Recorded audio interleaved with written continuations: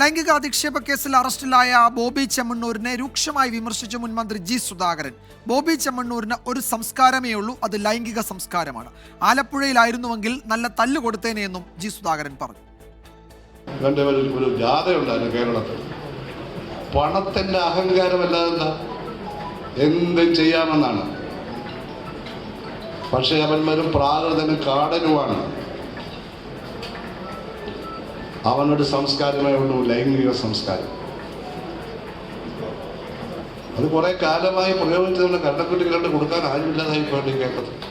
ഞങ്ങളാരും അറിയില്ല, കുറെ കാലമായിട്ട് ചെയ്തുകൊണ്ടിരിക്കുകയാണ്. ആലപ്പുഴയാണ് ഞങ്ങൾ തട്ടിയത്, ഉറപ്പാണ്.